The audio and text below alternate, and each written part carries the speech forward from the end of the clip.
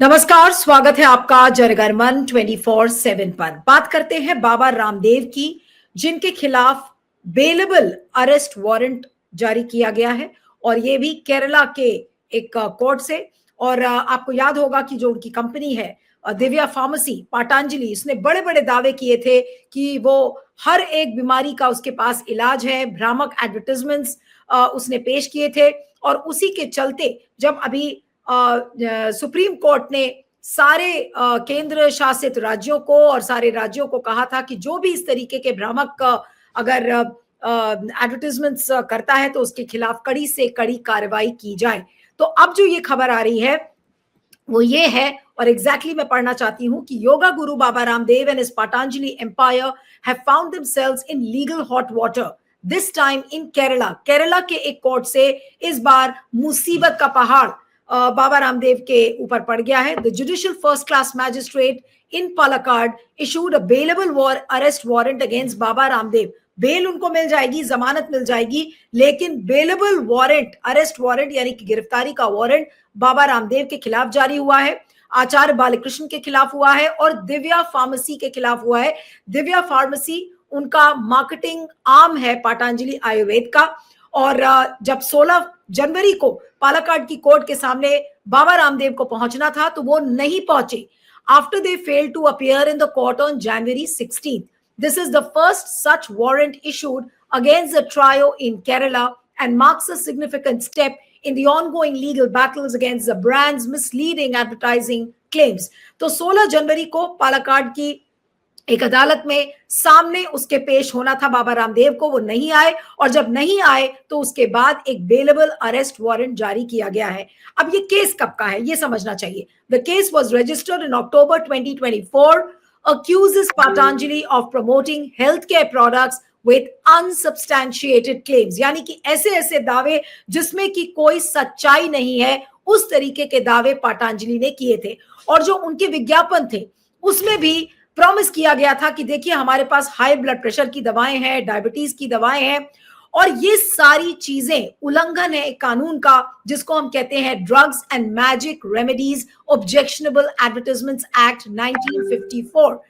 और कोर्ट के बुलाने के बावजूद, कोर्ट के सम्मन के बावजूद इन तीनों अभियुक्तों में से यानी कि बाबा रामदेव, आचार्य बालकृष्ण और दिव्या फार्मेसी का कोई भी व्यक्ति वहां पर अदालत के सामने नहीं पहुंचा और इसी के चलते कोर्ट ने अब उनके खिलाफ अरेस्ट वारंट इशू किया है, जमानती वारंट है। और अब जो अगली सुनवाई इस पूरे केस की है वो 1 फरवरी को है। अब ये जो मिसलीडिंग एड्स हैं, ये क्या क्या चीजें इन्वॉल्व करते हैं। The misleading ad claims involving advertising products that falsely claim to cure diseases like diabetes, obesity and COVID-19. उन्होंने ये कहा कि हमारी जो दवाइयां हैं उससे COVID-19 ठीक हो जाएगा, हमारे जो मोटापा है वो कम हो जाएगा, डायबिटीज कम हो जाएगी। और आपको ये भी बता दें कि ये जो केरला का मामला है ये अकेला पालक्काड का मामला नहीं है, ये एक आइसोलेटेड इंसिडेंट नहीं है। ऐसे कई केसेस बाबा रामदेव के खिलाफ कोझिकोड और कई जगह हैं। This isn't an isolated incident. As per several media reports, similar cases against Baba Ramdev and his team are pending in Kozhikode and their home turf of Haridwar in Uttarakhand. Uttarakhand में भी इस तरह के बहुत सारे केसेस पेंडिंग हैं। In total, at least 10 cases have been registered against them in Kerala alone. यानी कि केवल और केवल केरला में 10 केसेस रजिस्टर्ड हैं बाबा रामदेव के खिलाफ, और उसमें कोझिकोड में 4 केस है, पालक्काड में 3 केस, अरुणाचलम में 2 और तिरुवनंतपुरम में 1 केस रजिस्टर्ड है बाबा रामदेव और दिव्या फार्मेसी के खिलाफ। The alleged non-appearance in multiple hearings suggests a pattern of evasion that has irked the judiciary. Live law की रिपोर्ट में ये लिखा गया है कि लगातार कोर्ट के सामने पेश नहीं होने की वजह से उनके खिलाफ इस तरीके का अरेस्ट वारंट जारी किया गया है। अब सुप्रीम कोर्ट ने क्या कहा था? Kerala court's decision follows a strong message from the Supreme Court on January 15th. 15 जनवरी को सुप्रीम कोर्ट ने कहा था कि जितने भी राज्य हैं, जितनी भी यूनियन टेरिटरीज हैं, उनको कंटेम्प्ट ऑफ एक्शन करना चाहिए और जिन लोगों ने अभी तक जिनके खिलाफ कोई कार्रवाई नहीं हुई है इन भ्रामक एडवर्टाइजमेंट और इस तरीके के भ्रामक दावे करने के लिए, तो उनके खिलाफ कड़ी से कड़ी कार्रवाई की जाए। जस्टिस अभय ओका और उज्जवल भूया ने इस बात की इंपॉर्टेंस को बताया था और ये कहा था कि उनके खिलाफ drugs and magic remedies act और ड्रग्स एंड कॉस्मेटिक्स एक्ट और कंज्यूमर प्रोटेक्शन एक्ट के तहत उनके खिलाफ इस भ्रामक एडवर्टाइजमेंट के लिए उनके खिलाफ कड़ी कार्रवाई की जाए। अब ये जो केरला का जो मैटर है ये इंपॉर्टेंट क्यों है, ये समझने की जरूरत है कि why this matters. Now Baba Ramdev's Patanjali has long been a household name in India, leveraging his popularity as a yoga guru to sell everything from herbal medicines to toothpaste. आपने देखा है कि ऐसी कोई भी चीज नहीं है जो बाबा रामदेव बेचने की कोशिश नहीं करते, चाहे वो हर्बल मेडिसिन हो, चाहे फिर टूथपेस्ट हो। उनके जितने प्रोडक्ट्स हैं वो घर घर में लोग इस्तेमाल करते हैं। But the controversies surrounding the brands claims are not new. ये जो विवादों में इनके प्रोडक्ट्स पड़ते हैं, ये विवाद दिव्या फार्मेसी के लिए नया नहीं है। और जितने भी आलोचक हैं इस चीज के, critics have argued that while Patanjali markets itself as a harbinger of Ayurvedic tradition, it has often crossed ethical boundaries by making unverifiable and sometimes outrageous health claims. तो जो आलोचक हैं वो उनका ये कहना है कि हमेशा इस तरीके के दावे दिव्या फार्मेसी यानी कि पतंजलि आयुर्वेद करता है, लेकिन एथिकल बाउंड्रीज को क्रॉस किया है। जो चीजें वेरीफाई नहीं हो सकती उसके भी उन्होंने दावे किए हैं और ये कहा कि हम बड़ी बड़ी बीमारियां ठीक कर देंगे। उसके ही चलते इंडियन मेडिकल एसोसिएशन, अगर आप याद करिए तो उन्होंने केस किया था। Now this issue also raises broader questions about accountability in the Indian advertising space. केवल बाबा रामदेव का केस नहीं है, भारत की जो एडवर्टाइजिंग की दुनिया है आप उसमें देखिए कि किस तरीके के दावे किए जाते हैं और एडवर्टाइजिंग कंपनीज उनके लिए सब कुछ करने के लिए तैयार होती हैं। तो कैसे एडवर्टाइजिंग वर्ल्ड को भी अकाउंटेबल बनाया जाए उसका भी ये एक मामला है, particularly for health related products. जो स्वास्थ्य रिलेटेड प्रोडक्ट्स हैं उनके केसेस में कम से कम एडवर्टाइजिंग की दुनिया के लोगों की भी अकाउंटेबिलिटी enforce की जानी चाहिए। Misleading advertisements can have dire consequences, especially when they exploit vulnerable consumers looking for quick fixes to serious health problems. अब आपको याद होगा कोविड के समय में लोग कहते थे अरे कोविड के लिए कोई दवाई नहीं बनी है, आप कोरोनिल खा लीजिए, आप बाबा रामदेव का ये इलाज करेंगे तो आपको कभी कोई प्रॉब्लम नहीं होगी। लेकिन क्या हुआ आप सबने देखा।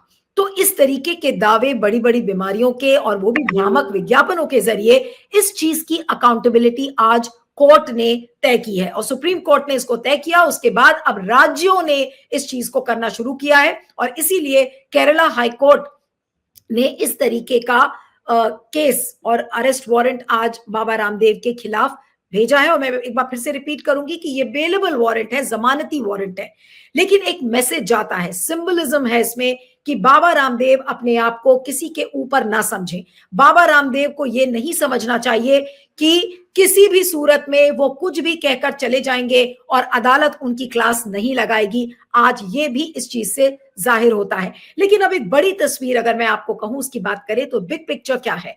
While you talk about the big picture, Patanjali has successfully captured a massive market share by tapping into India's love for Ayurveda and natural remedies. The legal cases show that even household names aren't immune to scrutiny.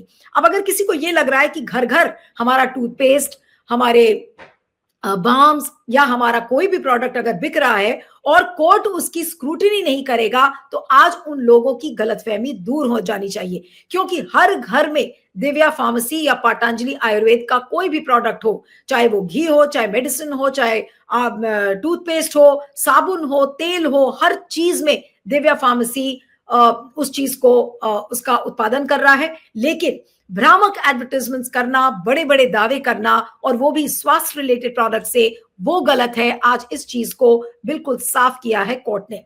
Now for Baba Ramdev this is more than a legal issue, it's a test of its brand credibility. आज court ने तो बाबा रामदेव की छवि को puncture किया ही है, लेकिन जो उनकी ब्रांड वैल्यू है आप ये देखिए कि वो किस तरीके से गिर गई है। लोगों को ये लगता है कि बाबा रामदेव केवल बड़े बड़े दावे करते हैं, लेकिन उसमें कोई सच्चाई नहीं है।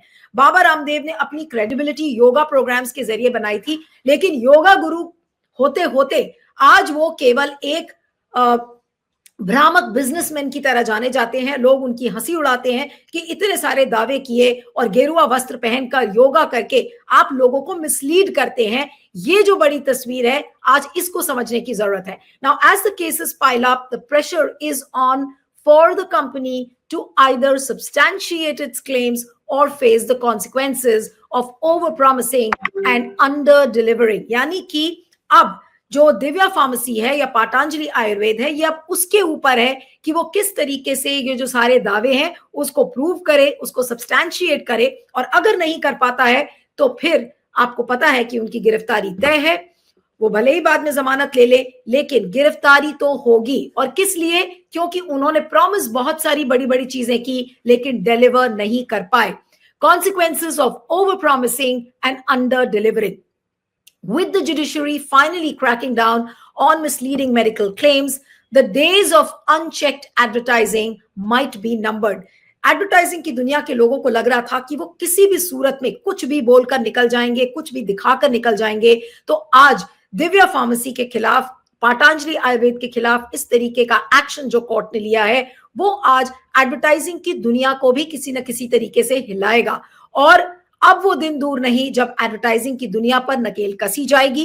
वो कुछ भी चाहे वो नहीं दिखा सकते। For now though the message to Baba Ramdev and Patanjali is clear, show up or face the music. यानी कि आपने जितने भी बड़े बड़े दावे किए थे उसके लिए अब आपकी गिरफ्तारी होगी।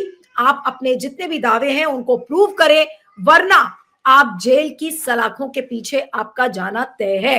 और अगर भले ही उनको जमानत मिल जाए, लेकिन बाबा रामदेव का जेल जाना ही, आप अगर उस विजुअल को आप सोचिए कि उनके हाथों में हथकड़ी लगी हुई है और वो जेल जा रहे हैं, या हथकड़ी नहीं भी लगी और वो पुलिस के साथ जेल की ओर रुख कर रहे हैं, फिर उनको जमानत के लिए वो अप्लाई करेंगे, उनको जमानत मिलेगी, तो आप ये सोच सकते हैं कि उनकी छवि को कितना बड़ा धक्का पहुंचेगा। तो आज केरला कोर्ट में, जैसे मैंने आपको बताया कि बहुत सारे केसेस हैं और केरला में ही केवल और केवल 10 मामले हैं जो मैंने आपको बताए थे कि 4 कोड़िकोड में, 3 पालक्काड में और 2 एर्नाकुलम और 1 तिरुवनंतपुरम में। तो ये आज एक तरीके से बाबा रामदेव की छवि को छलनी करता है, उनके दावे को झूठा साबित करता है। और आज अदालतों ने भी ये बता दिया कि कोई भी कानून से बड़ा नहीं है। ये एक बड़ा मैसेज आज बाबा रामदेव की इस अरेस्ट वारंट से दिया गया है। इस वीडियो पर आपके फीडबैक का मुझे इंतजार रहेगा। बने रहिएगा मेरे साथ जनगण मन 24/7 पर। Thank you.